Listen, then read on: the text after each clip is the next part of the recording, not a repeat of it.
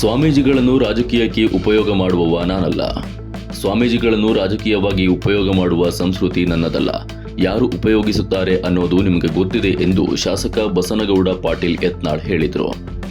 ಹುಬ್ಬಳ್ಳಿಯ 3000 ಮಠಕ್ಕೆ ಇಂದು ಭೇಟಿ ನೀಡಿ ಮಾತನಾಡಿದ ಯತ್ನಾಳ್ ಅವರು, ಮಠಮಾನ್ಯಗಳಿಗೆ ದುಡ್ಡು ಕೊಟ್ಟಿದ್ದು ನಾವೇ ಅಂತ ಬಹಳ ಮಾತಾಡ್ತಾರೆ.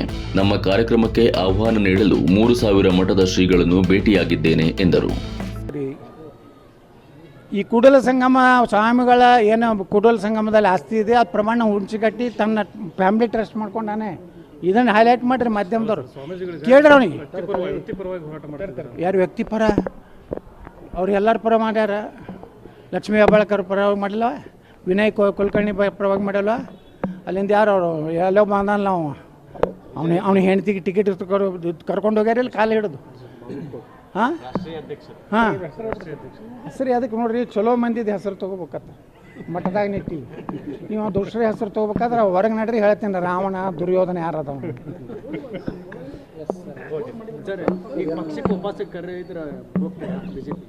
ಈ ಕುಟುಂಬದಿಂದ ಮುಕ್ತ ಆದ ಮ್ಯಾಗ ಹೋಗ್ತಾನೆ. ನೋಡೋಣಲ್ರಿ, ಯಾಕೆ ಭರವಸೆ ಹೀನರಾಗಬಾರ್ದು. ರಾಜಕಾರಣದಾಗ ದೇವರಾಜ ಅರಸರ ಫ್ಯಾಮ್ಲಿ ಎಲ್ಲಿ ಐತ್ರಿ, ಎಸ್.ಎಂ. ಕೃಷ್ಣವ್ರ ಫ್ಯಾಮ್ಲಿ ಎಲ್ಲಿ ಐತಿ, ಜೆ.ಎಚ್. ಪಟೇಲ್ ಫ್ಯಾಮ್ಲಿ ಎಲ್ಲಿ ಐತಿ ನನಗೆ ಹೇಳ್ರಿ. ವೀರೇಂದ್ರ ಪಾಳ್ರ ಫ್ಯಾಮ್ಲಿ ಎಲ್ಲಿ ಐತಿ, ನಿಜಲಿಂಗಪ್ಪನವ್ರ ಫ್ಯಾಮ್ಲಿ ಎಲ್ಲಿ ಐತಿ. ಹೋಗೋದೇ ಒಂದು ದಿವಸ. ಇದು ಯಾವುದೂ ಶಾಶ್ವತ ಅಲ್ಲ. ಯಾವುದೇ ಒಂದು ಪಕ್ಷ ಒಂದು ಕುಟುಂಬಕ್ಕೆ ಕೊಡಬಾರ್ದು.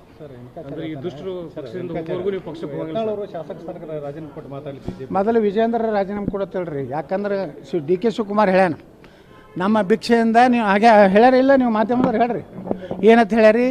ನಮ್ಮ ಭಿಕ್ಷೆಯಿಂದ ನೀ ಎಮ್.ಎಲ್.ಎ ಆಗ್ಯಪ್ಪ, ವಿಧಾನಸಭಾ ಕಟ್ಟಿ ಹತ್ತಿದ್ದೆ, ನಾವು ಏನಾರ ನಾಗರಾಜಗೌಡ ಕೊಟ್ಟಿದ್ರೆ ನೀನು 30,000 ಲಗ ಹೊಡಿತಿದ್ದೆ ಅಂತ ಹೇಳಿದ್ದ. ಮೊದಲು ವಿಜೇಂದ್ರ ರಾಜೀನಾಮೆ ಕೊಡಲಿ, ನಾನು ರಾಜೀನಾಮೆ ಕೊಡ್ತೀನಿ, ಇಬ್ಬರು ಇಲೆಕ್ಷನ್ ಮಾಡೋಣ. ದಂಬಿದೆಯಾ ವಿಜೇಂದ್ರ? ಇಂಥ ಹಂದಿಗಳಿಂದ ಯಾಕೆ ಮಾತಾಡಿಸ್ತೀವಿ ವಿಜೇಂದ್ರ?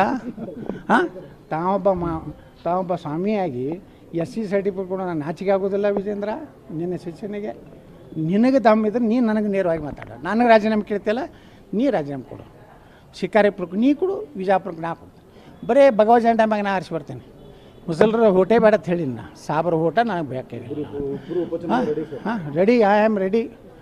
ದಮ್ ಇತ್ತಂದ್ರೆ ಹೇಳತ್ತೇಳ್ರಿ ಅವನಿಗೆ. ಯಾಕಂದ್ರೆ ಡಿ.ಕೆ. ಶಿವಕುಮಾರ್ ಹೇಳಿದಕ್ಕೆ ಪ್ರತಿಕ್ರಿಯೆ ಕೊಡಬೇಕಾಗಿತ್ತಲ್ಲ. ಇಲ್ಲ ನಾನು BJPಯಿಂದ ಗೆದ್ದಿದ್ದೀನಿ, ದಾಖತ್ತಿದ್ರೆ ಇನ್ನೊಮ್ಮೆ ಗೆದ್ದು ತೋರಿಸ್ತೀನಿ ಅಂತ ಹೇಳಬೇಕಾಗಿತ್ತು. ಹೇಳಿಲ್ಲ.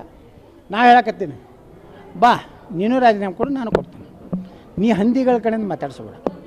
ಹಂದಿಗಳು ಅಲ್ಲಿ ಹೊರಗಡೆ ಆಡ್ತಾವೆ, ಅವು ಮನೆಯಲ್ಲಿ ಕರ್ಕೋಬಾರ್ದು.